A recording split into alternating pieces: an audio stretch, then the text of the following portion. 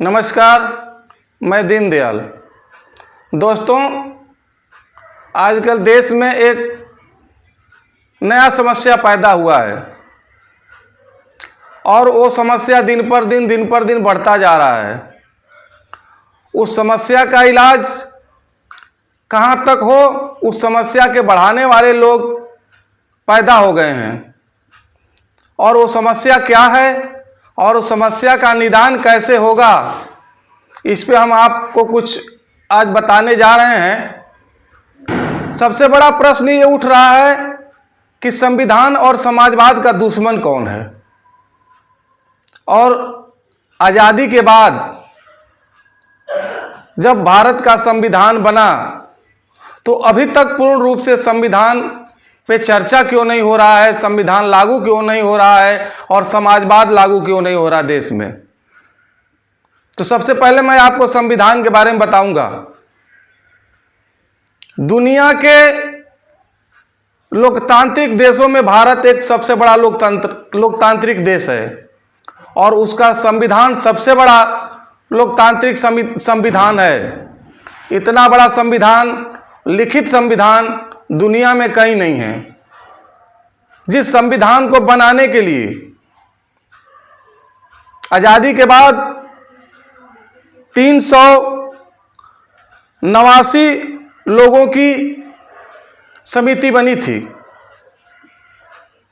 389 विद्वानों ने मिल करके इसको बनाने का काम किया, लेकिन बंटवारे के बाद 299 लोग बच गए, जिसमें 296 चुने हुए थे, 70 सदस्य मनोनीत थे,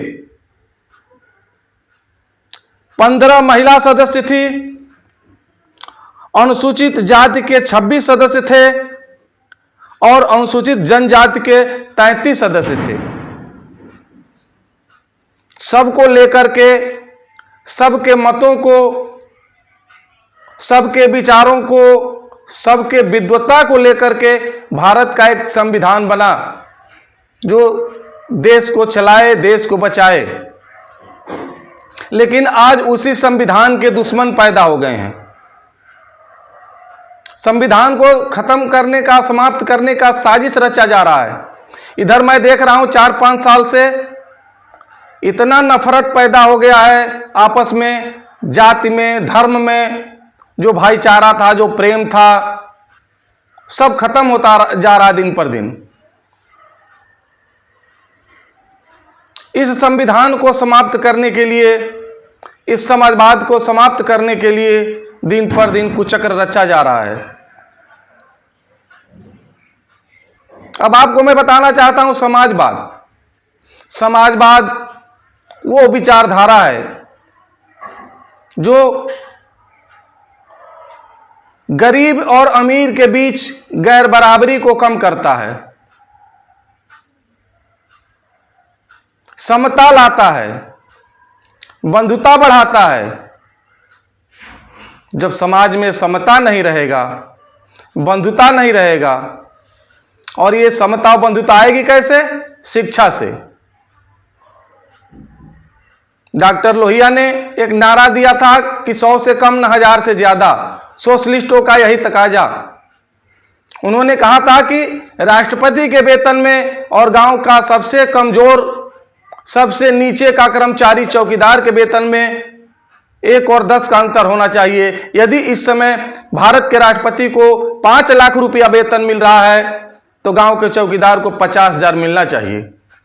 यदि कोई बड़ा आदमी 100 रुपये का तेल लगा रहा है, 100 रुपये का शैम्पू लगा रहा है, 100 रुपये का चाय पी रहा है, तो सबसे कमजोर को 10 रुपये का मिलना चाहिए। यह है समाजवाद। लेकिन मैं देख रहा हूं समाजवाद का मतलब लोग किसी जाति से जोड़ दे रहे हैं, किसी पार्टी से जोड़ दे रहे हैं। जिसको नहीं मालूम है वो तरह तरह की बातें कर रहा है, जिसको चलने नहीं आ रहा है, बोलने नहीं आ रहा है, वो भी समाजवाद पे उंगली उठा रहा है। ये हालत पैदा हो गई है देश में। भारत के संविधान में लिखा है कि हम भारत के लोग भारत को पूर्ण संप्रभुत्व समाजवादी और कोई वाद नहीं लिखा है, चाहे गांधीवाद हो, अंबेडकरवाद हो, मार्क्सवाद हो, लेनिनवाद हो या भगवावाद हो, कोई वाद हो, सब में समाजवाद है। समाजवाद मतलब अनंत, आकाश, जैसे 5 तत्व में आकाश है उसी तरह से जितने भी वाद हैं उस सब में समाजवाद है। शिक्षा, समता, बंधुता जो हमारे संविधान में भी निहित है और समाजवाद में भी निहित है। और इसी को लागू नहीं करने के लिए तमाम कुचक्र रचे जा रहे हैं। तमाम धर्म और जाति के बीच खाई पैदा की जा रही है। धर्म और जाति पढ़ाया जा रहा है दिन पर दिन। आप सोशल मीडिया पे देखिए, प्रिंट मीडिया पे देखिए, इलेक्ट्रॉनिक मीडिया पे देखिए। और यहां तक कि जो भारत का चौथा स्तंभ, जिसपे लोकतंत्र की बचाने की एक बहुत बड़ी जिम्मेदारी थी, कार्यपालिका, न्यायपालिका, विधायिका और चौथा स्तंभ पत्रकारिता, आज तो पत्रकारिता की वो हालत हो गई है कि अब किसी से छुपा नहीं है। और इसके दुश्मन कौन हैं? और इसके दुश्मन जो हमारे संविधान को और समाजवाद को खत्म कर रहे हैं, जाति और धर्म के ठेकेदार। धर्म और जाति के जो ठेकेदार हैं वो समाजवाद और संविधान के दुश्मन हैं, जो इसको लागू नहीं होने दे रहे हैं। जब संविधान लागू होगा, समाजवाद लागू होगा। कैसे लागू होगा? तो सबसे जरूरी है शिक्षा, एजुकेशन। एजुकेशन से कैसे मरहूम रखा जा रहा है समाज को, आपके सामने है। जब आपके अंदर शिक्षा आ जाएगी तो समता आ जाएगी, गैर बराबरी कम होगा। संविधान का पहला मौलिक अधिकार है समता या समानता का अधिकार, शिक्षा का अधिकार, धार्मिक स्वतंत्रता का अधिकार, सांस्कृतिक अधिकार। यह भारत का मौलिक अधिकार है। संविधान और समाजवाद दोनों एक दूसरे के पूरक है। संविधान समाजवाद के बिना अधूरा है और समाजवाद संविधान के बिना अधूरा है, लेकिन इसको हम नहीं समझ पा रहे हैं। इसलिए दिन पर दिन धर्म और जाति के जो ठेकेदार हैं इसको रोक रहे हैं कि शिक्षा उचित ना मिले। आज शिक्षा की व्यवस्था देख ली, अमीर के लिए, गरीब के लिए, उससे कमजोर के लिए क्या है। समाज में गैर बराबरी कितनी है और बंधुता खत्म होता जा रहा है। दिन पर दिन प्रेम खत्म होता जा रहा है। जाति जाति में झगड़े हो रहे हैं। अगड़ा पिछड़ा के झगड़ा, दलित पिछड़ा के झगड़ा, अल्पसंख्यक और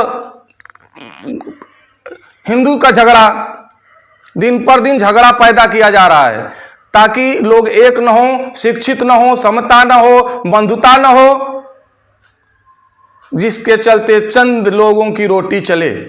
अब तो यहां तक पहुंच गया है कि लोहिया के नाम लेने वाले, समाजवादी विचारधारा पे चलने वाले लोग जाति गणना की बात कर रहे हैं कि जाति की गणना हो। धर्म का ठेकेदार तो चाहेगा ही नहीं। धर्म के 5 अंग हैं: भाग्य, भगवान, करिश्मावाद, पुनर्जन्म और जाति प्रथा। लेकिन जाति प्रथा भी अब अलग हो गई। जाति प्रथा के अलग ठेकेदार हो गए। धर्म के बाद 4 ही अंग बचे हैं और इस चारों में उलझा के रखता है धर्म का ठेकेदार।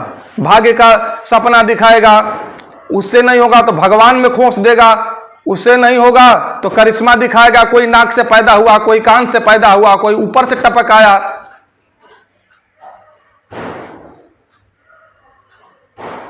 और जाति वाला अलग लड़ा रहा है। शिक्षा के बारे में हमारे संविधान निर्माता डॉक्टर भीमराव अंबेडकर ने कहा है कि शिक्षा शेरनी का दूध है और जो पिएगा वही दहाड़ेगा।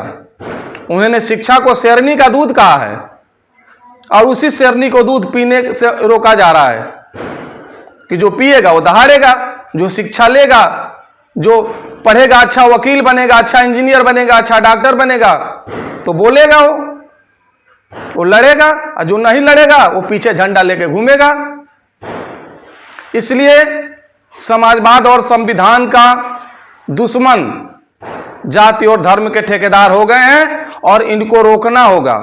और इनको रोकने के लिए आपसे प्रार्थना है कि अपने बच्चों को शिक्षित करिए, एजुकेटेड करिए, जाति और धर्म से ऊपर उठ के।